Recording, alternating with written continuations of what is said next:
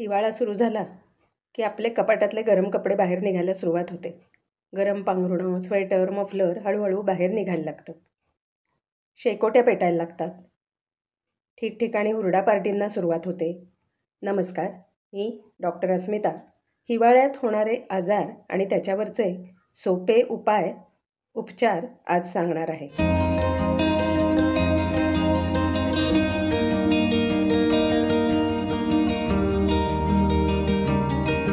हिवाळा सुरू झाला की बऱ्याच जणांना अनुभव असेल की गार वाऱ्यामुळे सांधे दुखायला लागतात. गुडघे, कोपरं, मनगटं असे वेगवेगळे सांधे दुखायला लागतात. स्नायू आखडतात. काही वेळेस हातापायाच्या सांध्यांना सूज येते. ज्यांना जुनाट सांधेदुखी असेल त्यांची ती सांधेदुखी वाढते किंवा थांबली असेल तर पुन्हा सुरुवात होते. ज्यांचं जुनं फ्रॅक्चर झालं असेल ती फ्रॅक्चर झालेली हाडं किंवा सांधे हे सुद्धा काही वेळेस दुखायला लागतात. हिवाळ्यामध्ये सांधेदुखी होऊ नये किंवा ती वाढू नये यासाठी सांध्यांना गार हवा लागू न देणं हा महत्त्वाचा उपाय आहे. ह्यासाठी स्वेटर, हातपायात मोजे आणि जो सांधा दुखत असेल तो गरम राहील, उबदार राहील असं नी कॅप किंवा असं काही वापरणं हे महत्त्वाचं असतं. या व्यतिरिक्त गार पाण्यात काम करणं टाळावं. गृहिणींना हे शक्य नसेल तर त्यांनी गार पाण्यात काम केल्यानंतर ते सांधे स्वच्छ कोरडे करावेत. अंगावरचे कपडेसुद्धा ओले न ठेवता, ओले न सुकवता स्वच्छ कोरडे कपडे घालावेत. कारण हे ओले कपडे अंगावर ठेवले तर तोच गारवा सांध्यांमध्ये मुरून सांधेदुखी वाढते. दुसरी महत्त्वाची गोष्ट म्हणजे हिवाळा हा वाताचा काळ असतो. हा वातप्रकोप होऊ नये, वातशमन व्हावं यासाठी गरज असते ती स्नेहन आणि स्वेदनाची. स्नेहन म्हणजे तेल लावणं. यामध्ये एरंडेल, तिळाचं तेल, मोहरीचं तेल किंवा लसूण घालून सिद्ध केलेलं तेल असं कुठलंही तेल आपण सांध्यांना चोळण्यासाठी वापरू शकतो. हे तेल कोमट करून गोलाकार मसाज करून हळूहळू सांध्यामध्ये मुरवावं. स्नायूला लावताना सुद्धा खालून वरच्या दिशेने गोलाकार हात फिरवून लावावं. असं स्नेहन केल्यानंतर स्वेदन म्हणजे त्या सांध्याला किंवा त्या स्नायूला शेक द्यावा. हा शेक तुम्ही वाळूनी, विटेनी, गरम पाण्याच्या पिशवीनी किंवा कोणत्याही उपायाने देऊ शकता. सांध्याला जर जास्ती सूज असेल तर वडाचं पान, निरगुडीचा पाला किंवा रुईचं पान हे गरम करूनसुद्धा तुम्ही त्या सांध्यावर बांधू शकता. दुसरी महत्त्वाची गोष्ट म्हणजे आपला आहार कसा असावा.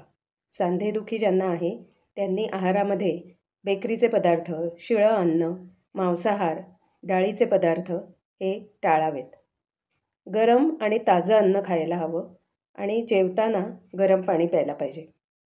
या व्यतिरिक्त वेगवेगळ्या प्रकारचे गुगुळ, दशमूल, महारासनादी काढा अशी औषधं जर तुम्हाला जास्ती त्रास होत असेल तर वैद्यांच्या सल्ल्याने आवश्यक घ्या. हिवाळ्यात अजून एक जाणवणारा त्रास म्हणजे सर्दी, खोकला, कणकण येणं. गार हवेमुळे सुरुवातीला नाक गळायला लागतं, नंतर मग कफ साठायला लागतो आणि मग खोकला, खवखव असे लक्षणं दिसायला लागतात. सर्दी, खोकला होऊ नये यासाठी शक्यतो नाक आणि कानातनं जाणारं गार वारं हे टाळायला हवं. विशेषतः टू व्हीलरवरनं जे जातात त्यांनी कानामध्ये छोटंसं कापसाचा बोळा आतमध्ये वेखंड ठेवून तो ठेवावा आणि मग वरनं कानटोपी, मफलर किंवा स्ट्रोल बांधावा. तसं आपण करोनाच्या काळात जे मास्क वापरत होतो ते पण सर्दी होऊ नये यासाठी अतिशय उपयोगी आहेत. त्यामुळे नाकातून जाणारं गार वारं टाळता येतं.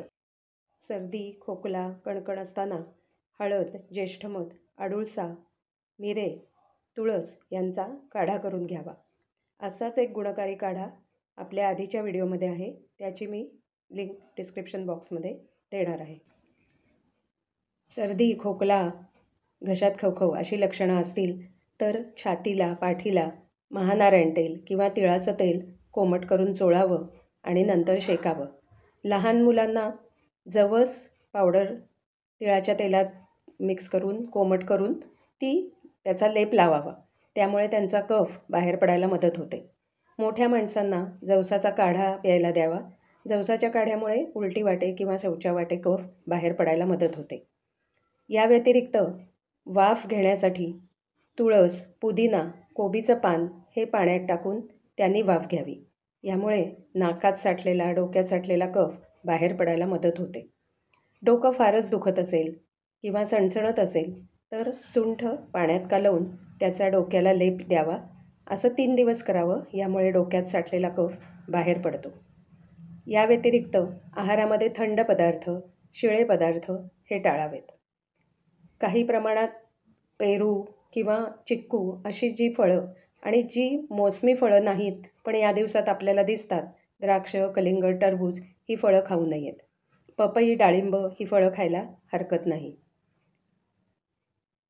याचबरोबर लहान मुलांना अंघोळीनंतर थोडंसं तेलात कापूर घालून तो लावावा. मोठ्या माणसांनासुद्धा जर अंघोळ केल्यावर लगेच बाहेर पडत असतील तर डोक्याला किंवा छातीला असा कापराचा हात लावायला काहीच हरकत नाही. सीतोपलादी चूर्ण, त्रिभुवन कीर्ती अशी औषधं वैद्यांच्या सल्ल्याने जरूर घ्यावीत. या दिवसात आपल्याला भूकही खूप लागते आणि गारठ्यामुळे वेगवेगळे पदार्थ करूनही खाल्ले जातात. यामुळे बरेचदा पोटदुखी, गॅसेस अशी लक्षणं दिसतात. हे होऊ नये, आपल्या अन्नाचं पचन चांगलं व्हावं, पोटाला गारठा बाधू नये यासाठी आल्याचा छोटासा तुकडा सैंधव लावून जेवणापूर्वी चावून खावा आणि त्याच्यावर गरम पाणी प्यावं. तसंच बडीशोप आणि ओवा समभाग घेऊन थोडंसं भाजून त्यात सैंधव घालून ठेवून द्यावं आणि जेवणानंतर 1 चमचा ते खावं. त्याच्यावरही थोडंसं गरम पाणी प्यावं. पण जर पोट दुखत असेल तर अशा वेळेला हिंगाचा पोटाच्या भोवती, नाभीभोवती लेप लावावा. एरंडेल तेल लावून पोट शेकावं आणि गरम भाताचा 1 घास हिंग, तूप असं घालून खावा. त्याच्यावर गरम पाणी प्यावं. थोडक्यात काय, पोटदुखी आणि गॅसेस असतील तर जेवताना मधून गरम पाणी प्यावं. हिंग, आलं, सैंधव, सुंठ अशा पदार्थांचा वापर करावा. या व्यतिरिक्त शंखवटी, आमपाचकवटी, अभयारिष्ट, पाचक अरिष्ट अशा औषधांचा वैद्यांच्या सल्ल्याने वापर करावा. हिवाळ्यामध्ये अजून जाणवणारा त्रास म्हणजे त्वचा फुटणं. हाताची, चेहऱ्याची त्वचा फुटते किंवा ओठ फुटतात, पायाला भेगा पडतात. बऱ्याच जणांना त्या पायाच्या भेगा इतक्या मोठ्या होतात की त्या दुखतात, त्यातनं रक्त येतं. याचं कारण असं की पहाटे किंवा सकाळच्या वेळात भरपूर थंडी आणि दिवसा ऊन यामुळे त्वचेतल्या तैलग्रंथी हळूहळू निष्क्रिय होतात आणि त्यांची क्षमता कमी झाल्यामुळे त्वचेतलं तेलाचं प्रमाण, स्निग्धता कमी होते आणि मग त्वचा फुटायला लागते.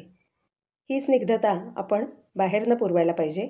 यासाठी या दिवसात तिळाचं तेल, खोबरेल तेल कोमट करून ते अंघोळीच्या आधी अर्धा तास मसाज करावा. ते शक्य नसेल तर रात्री झोपण्यापूर्वी अर्धा तास तिळाचं तेल किंवा खोबरेल तेल पूर्ण अंगाला लावावं. यामुळे त्वचा कोरडी पडत नाही आणि त्वचेची स्निग्धता टिकून राहते आणि त्वचा निस्तेज पण दिसत नाही. पायाच्या भेगांसाठी तुम्हाला सोसवेल इतक्या गरम पाण्यात 10 मिनटं पाय बुडवून ठेवावेत. त्यानंतर पाय पुसून कोरडे करून त्याला चांगलं साजूक तूप किंवा कोकमचा व्हॅसलिनसारखा गोळा तयार मिळतो, तो गोळा किंवा पाददारी मलम अशासारखी मलम जी बाजारात उपलब्ध आहे त्यापैकी काही मलम लावून त्याच्यावर पायमोजे घालावेत आणि पाय उबदार राहतील याकडे लक्ष ठेवावं. असं तुम्ही 1 आठवडाभर केलं की पायाच्या भेगा हळूहळू बुजायला लागतात आणि पायाची त्वचा नितळ व्हायला सुरुवात होते. या व्यतिरिक्त आहारामध्ये अतितिखट, मसालेदार, मिरची असे पदार्थ खाऊ नयेत.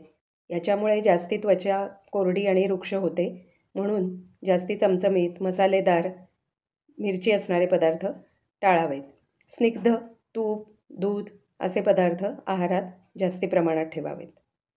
ज्यांच्या त्वचेवर रॅश येत असेल अशा लोकांनी कोमट पाण्यात कोकमचं सरबत दिवसातनं 1दा किंवा 2दा प्यावं. त्याच्यामुळे ते रॅश कमी व्हायला मदत होते आणि आधी सांगितल्याप्रमाणे स्नेहन किंवा तेल लावणं हे तर करायचंच आहे.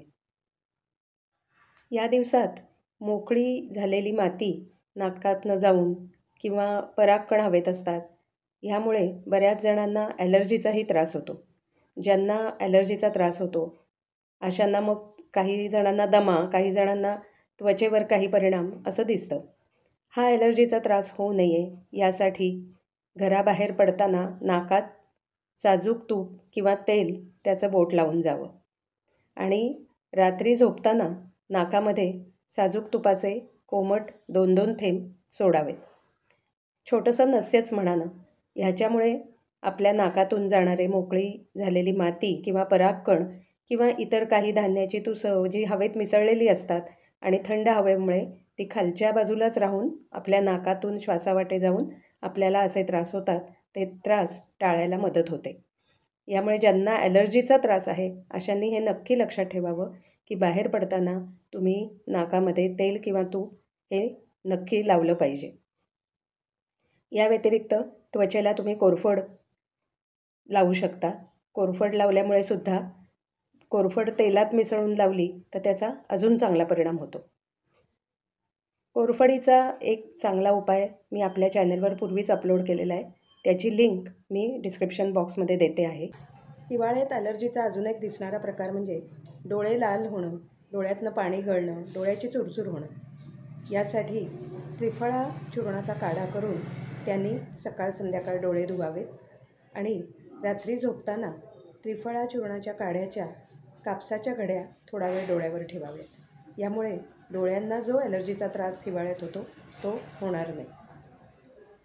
थोडक्यात काय तर आपल्याला थंडीचा पुरेपूर आनंद घ्यायचा असेल तर जेवणात तुपाचा दुधाचा समावेश, अंगाला तेलाचा मसाज, गरम ताजं अन्न खाणं आणि गरम पाणी पिणं, उबदार कपडे घालणं ही पंचसूत्री लक्षात ठेवली तर आपला हिवाळा अगदी आनंदात आणि मजेत जाईल. हिवाळ्यासाठीचे काही व्हिडिओ मी याआधी पण अपलोड केलेले आहेत. त्या सगळ्याची लिंक मी डिस्क्रिप्शन बॉक्समध्ये देत आहे. ते व्हिडिओ पण नक्की बघा आणि सगळ्यांनी हिवाळ्याचा मनसोक्त आनंद लुटा. धन्यवाद. प्रत्यक्ष संवाद साधून व्हिडिओ बनवण्याचा हा या वर्षातला माझा पहिलाच प्रयत्न आहे. त्याला तुम्ही नेहमीप्रमाणेच भरभरून प्रतिसाद द्याल याबद्दल खात्री आहे.